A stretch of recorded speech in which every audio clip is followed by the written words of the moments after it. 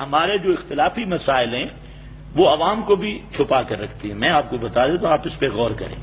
ان میں سب سے بنیادی مسئلہ یہی ہے لا الہ کا،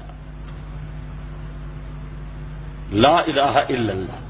ہم کہتے ہیں اللہ کے سوا الہ کوئی نہیں. بریلوی سب کو الہ کہتے نہیں، مانتے ہی، معاملہ الہ والا کرتے ہیں. کہتے نہیں کہ رسول الہ ہے لیکن معاملہ الہ والا کرتے ہیں.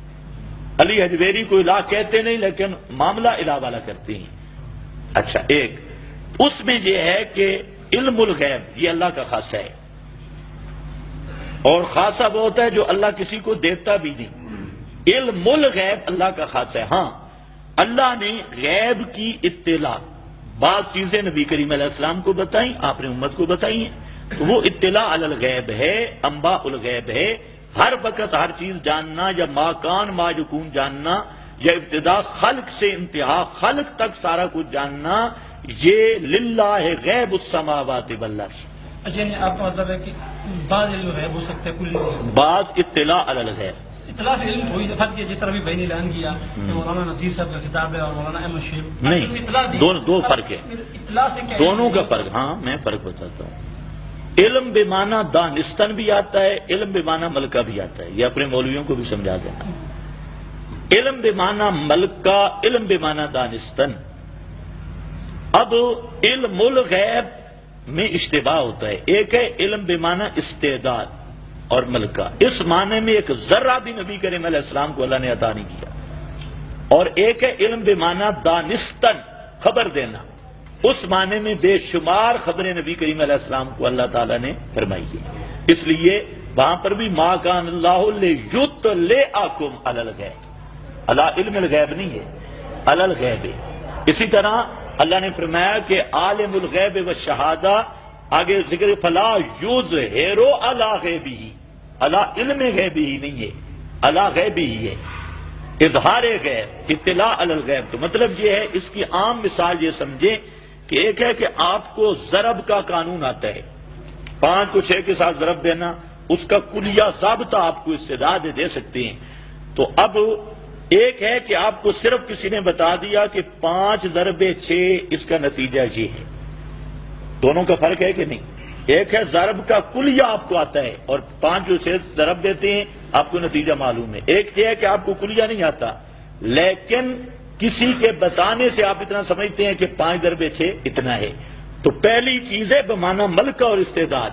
اس میں جب کلیہ آ گیا تو 5 ضرب 6 بھی پتا ہوگا، 6 ضرب 10 بھی پتا ہوگا، اور 12 ضرب 24 بھی پتا ہوگا. اور جو اگر یہ ملکہ اور استعداد نہیں تو پھر آپ کو 5 ضرب 6 جو بتایا گیا وہ پتا ہوگا لیکن دوسری ہندسوں کا پتا نہیں ہوگا. تو علم بمعنی دانستن ہے کہ اللہ نے جس چیز کی خبر دی وہ تو پتہ ہے، لیکن جس چیز کی اللہ نے اطلاع نہیں دی وہ پتہ نہیں. ایسی استعداد کلیے والی نہیں کہ اللہ نے ایسی طاقت عطا کی ہو کہ جو پھر اطلاع الہی کی محتاجی نہ رہے، اللہ کے اطلاع دینے کی احتیاج ہی نہ رہے. یعنی استعداد علم غیب کی یہی قائل ہے بریلوی، ملکہ غیب دانی کے احکام شریعت پر. احکام شریعت بالکل میں دکھاؤں گا، یہی تو سمجھانے کا دھوکہ ہے کہ انبیاء اور رسول علیہ السلام کی ارواح طیبات سے مدد اور غیب دونوں کے بارے میں یہ لکھا کہ وہ اس دونوں کام میں اللہ تبارک و تعالیٰ کے فیصلے اور اللہ کی عطا کے محتاج ہوتے ہیں. دیکھو، عطا کا مکہ کا مشرک بھی عطا کا قائل تھا، یہ بھی ذہن، لیکن عطا کے 2 درجے ہیں.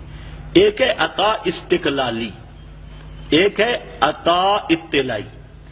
دونوں کا فرق ہے. مکہ کا مشرک بھی استقلال کا قائل تھا اور بریلوی مشرک بھی استقلال کا قائل ہے. یہ ان کا اور ابو جہل کے عقیدے میں کوئی فرق نہیں.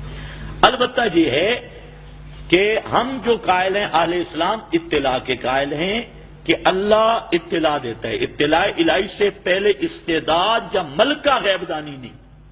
یہ کہتے ہیں کہ اللہ نے یہ طاقت دے دی، استعداد دے دی، غیب دانی عطا کر دی.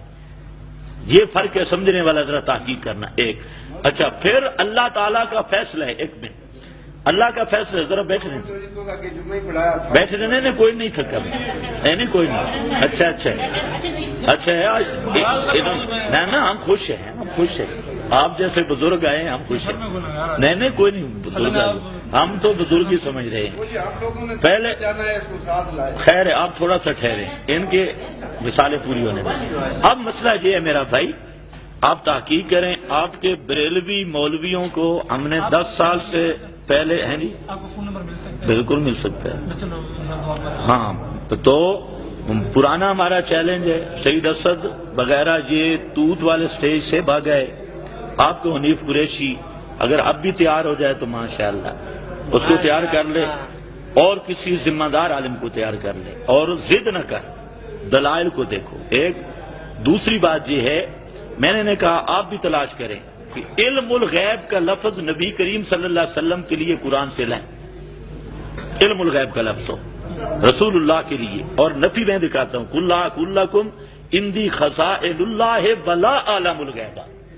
میرے پیغمبر اعلان کرو کہ میرے پاس اللہ کے خزانے بھی نہیں اور میں غیب دان بھی نہیں. لا اعلم الغیب، یہ قرآن ہے. دوسرے مقام پہ اللہ نے فرمایا لو کنت اعلم الغیب لاستکثرت من الخیر وما مسنی السوء. فرمایا میرے پیغمبر ان کو بتا دو، لو کنت، یہ جو لو کلمہ ہے مثبت پہ آئے منفی بنا دیتا ہے، منفی پہ آئے مثبت بنا دیتا ہے. فرمایا اگر میں غیب جانتا ہوتا، ہر غیب جانتا ہوتا، لاستکثرت من الخیر، دنیا کے منافع اکٹھے کر لیتا، وما مسنی السوء، اور مجھے کوئی تکلیف نہ پہنچتی. یہ قرآن ہے. اسی طرح فرمایا کل ما کنت بدعا من الرسل، میرے پیغمبر اعلان کرو میں کوئی نیا رسول نہیں، مجھ سے پہلے بھی رسول گزرے ہیں. اور آگے فرمایا وما ادری ما یفعل بی ولا بکم، مجھے بھی نہیں پتا کہ دنیا میں میرے ساتھ کیا ہوگا، تمہارے ساتھ کیا ہوگا. دنیاوی احوال کا مجھے بھی پتہ نہیں. یہ قرآن ہے. پھر اللہ تعالیٰ نے سب نبیوں کا ذکر کیا، یوم یجمع اللہ الرسل فیقول ماذا اجبتم، قیامت کے میدان میں اللہ سب رسولوں کو جمع کر کے فرمائیں گے ماذا اجبتم. سب مفسرین اس کے 3-4 معنی لکھ رہے ہیں. ایک معنی یہ ہے کہ تمہاری وفات کے بعد تمہاری امتیں کیا کرتی رہیں. قالوا لا علم لنا، سارے نبی کہیں گے ہمیں علم نہیں ہے. انک انت علام الغیوب، اس لیے کہ سارے غیبوں کو جاننے والا صرف تو ہے. اب یہ ساری آیتیں قرآن کی ہیں اور آپ لوگوں سے مطالبہ ہے سب کو جمع کر لو، خادم حسین رضوی تک، اور ان کو کہو کہ علم الغیب کا لفظ رسول پاک کے لیے قرآن سے نکال کے دیں.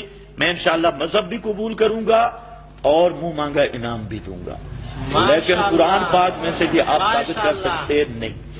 دوسرا مسئلہ بریلویوں کے ساتھ ہے ہمارا نور بشر کا. بریلویوں کا عقیدہ ہے کہ رسول پاک کی حقیقت بشری نہیں، حقیقت نور ہے، لباس بشری ہے، بشری لباس میں ہے. اس میں بریلویوں کے 2 طبقے ہیں. ایک بریلویوں کا وہ طبقہ ہے جو رسول پاک صلی اللہ علیہ وسلم پر لفظ بشر، بیٹھ جاؤ بھائی، لفظ بشر کے اطلاق کو کفر سمجھتا ہے، جس میں نعیم الدین مراد آبادی بھی ہیں، مولانا عمر چلوی صاحب بھی ہیں. ان کا یہ نظریہ ہے کہ رسول پاک پر بشر کا لفظ بولنا کفر ہے. اور دوسرے بریلوی جن میں پیر مہر علی شاہ بھی ہیں، وہ کہتے ہیں لفظ بشر بول سکتے ہیں. تو اس طبقے کے نزدیک وہ تو گستاخ رسول ہوئے. خیر بہرحال اب ان کا جو اصلی عقیدہ ہے کہ آپ کی حقیقت نور ہے، لباس بشری ہے، یہ عقیدہ کفری ہے.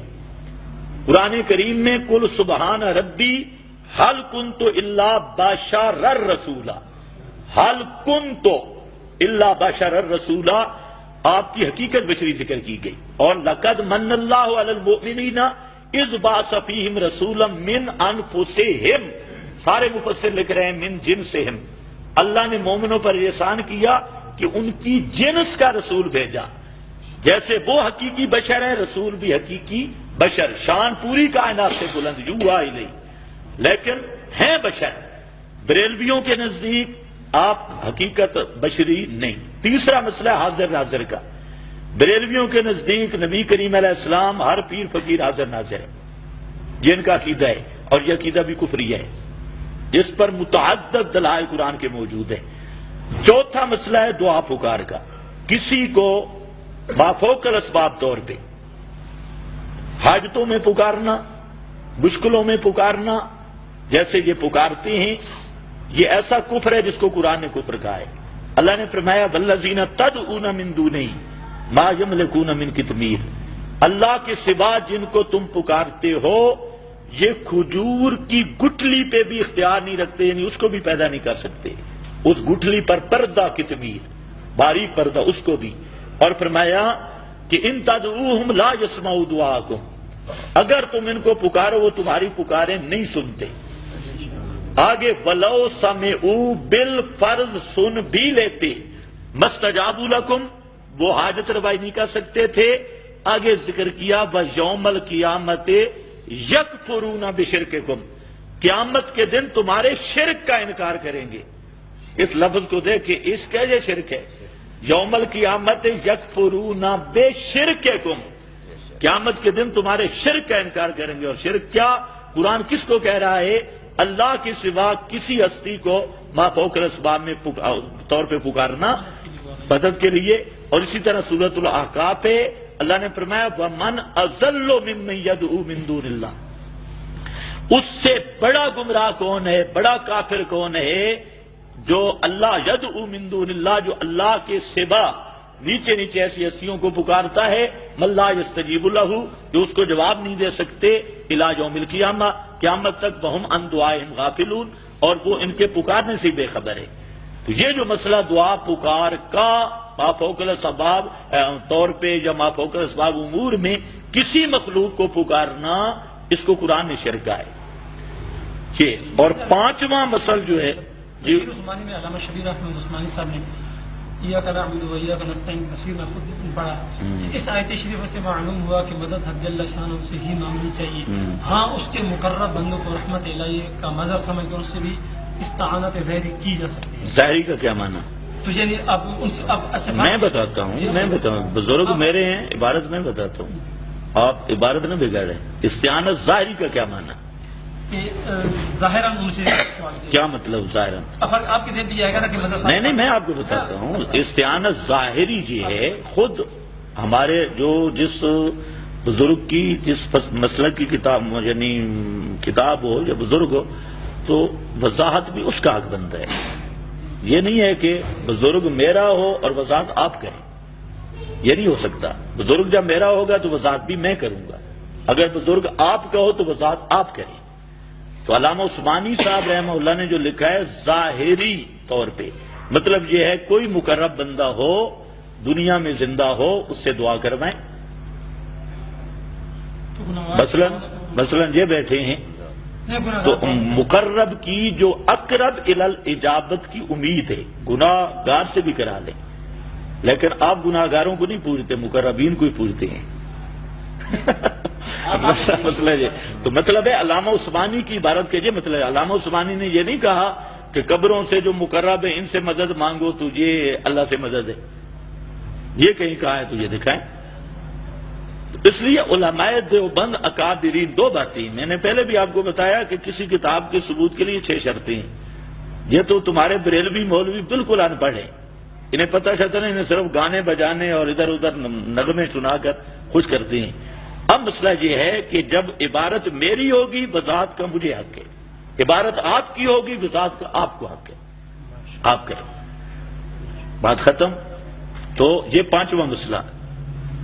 ایک مسئلہ ہے بدعات کا، یہ جو عید میلاد النبی ہے صلی اللہ علیہ وسلم، یہ عید میلاد النبی آپ کیا سمجھتے ہیں صحابہ نے منائی ہے؟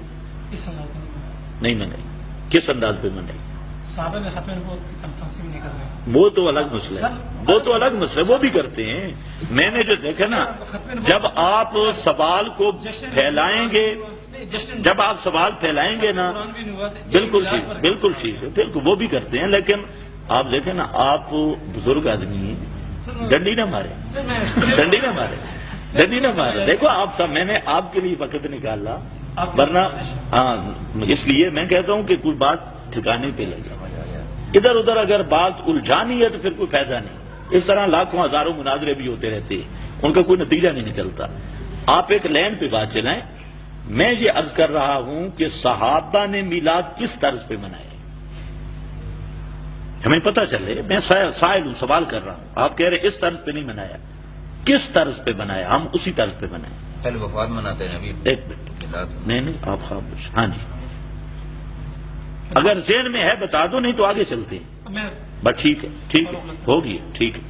اب مسئلہ یہ ہے کہ عید میلاد النبی بریلوی فرقہ کے 200 عالم، جن میں نعیم الدین مراد آبادی، خود احمد رضا خان، پیر کرم شاہ، غلام رسول سعیدی اور بڑے بڑے اس فرقے کے اکابر، انہوں نے صاف لکھا ہے کہ یہ عید میلاد النبی 604 ہجری میں محفل میلاد سے شروع ہوئی اور اربل شہر سے شروع ہوئی، اور اس کو شروع کرنے والا ایک بادشاہ تھا، اور یہ بھی سب لکھ رہے ہیں کہ یہ بدعت حسنہ ہے.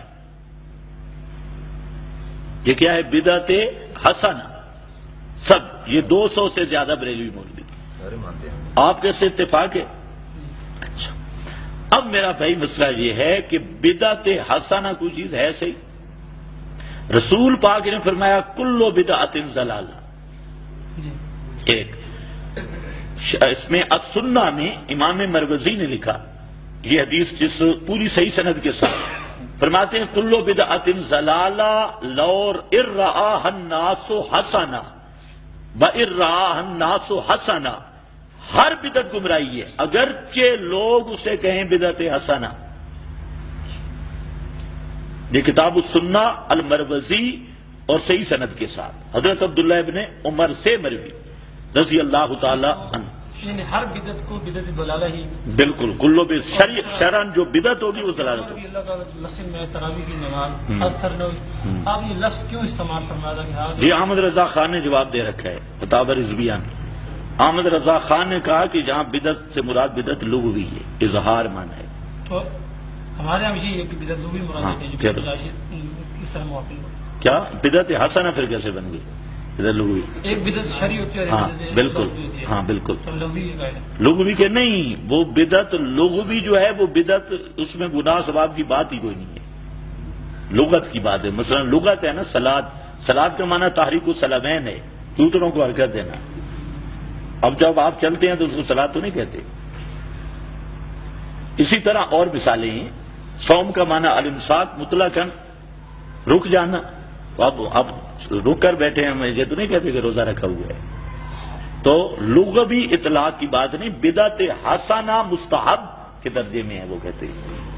اس پر پھر کون سا ثواب ہے؟ جی سر، آپ نے کہا فی الدین اور للدین. ہاں للدین، یہ ان کو کہو. وہ کہتے ہیں فی الدین ہے لیکن بدعت حسنہ مستحب ہے. وہ للدین کہتے ہیں نہ للدین نہیں کہتے. یہ آپ غلط ترجمانی کر رہے ہیں. وہ دکھا دو، آپ اس کا حوالہ دیں. ہاں بالکل ٹھیک. اور وہ کہیں کہ یہ ہمارا کوئی ثواب والا کام نہیں ہے، ثواب والا کام للدین ہے. ابھی آپ تقریر کا ثواب ہوگا یا ہاں بالکل. اس ٹائم پہ کرنے کا کوئی ثواب نہیں، تقریر کا ثواب ہے. اس ٹائم کے ساتھ کوئی ثواب نہیں. آپ بات سمجھے نا، اس جہت سے کوئی ثواب نہیں. اب جو تقریر کی ہے، ہاں تو اب ہم یہ کہتے ہیں کہ جو میلاد کی محفل ہو، ہاں، اس کو آپ دین سمجھتے ہیں یا نہیں؟ غیر دین سمجھتے ہیں. ہم اسے غیر دین سمجھتے ہیں. دین نہیں سمجھتے.